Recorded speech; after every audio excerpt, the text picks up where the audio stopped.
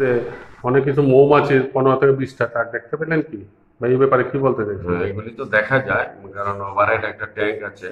আহ, Kamalpur Vidyajyoti English medium স্কুলের প্রায় কাছাকাছি, এবং আমাদের স্কুল থেকে প্রায় 200 মিটার দূরে হবে। তো এই ট্যাঙ্কের নিচে অনেকগুলি মৌমাছির চাক প্রতি বছরে এখানে আসে, তবে এবছরে আরেকটু বেশি।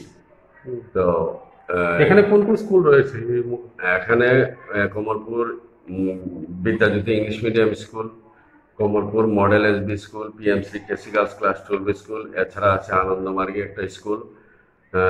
অফিসগুলির মধ্যে এখানে কোর্ট, কিছুদিনের মধ্যে এখানে কোর্টের কাজও শুরু হয়েছে নতুন বিল্ডিং এ। টুরিস্ট লজ আছে, এছাড়া স্থানীয় কিছু জনবসতিও আছে। তো আহ, যে কোনো সময় আমরা কিছুদিন আগেও জানতে পারলাম যে কলেজে ঠিক ওই রকমের মৌমাছির দ্বারা আক্রান্ত হয়ে স্টুডেন্ট বেশ কয়েকজন হসপিটালাইজড হতে হয়েছে।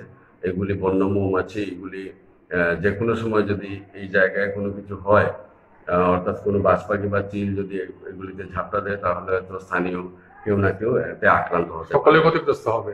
ক্ষতিগ্রস্ত হতে পারে। হুম। এ ব্যাপারে কি চাইছেন আপনি?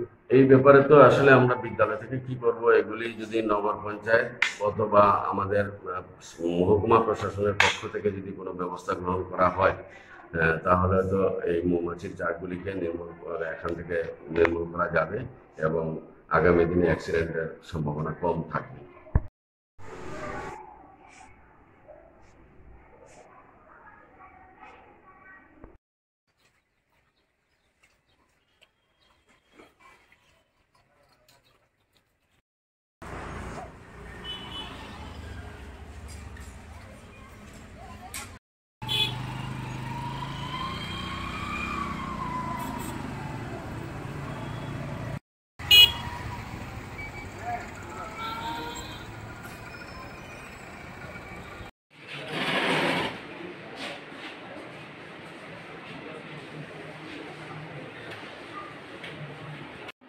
Here, as you know, the selfish giant.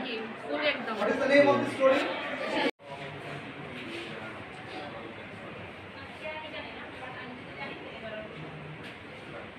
Yes.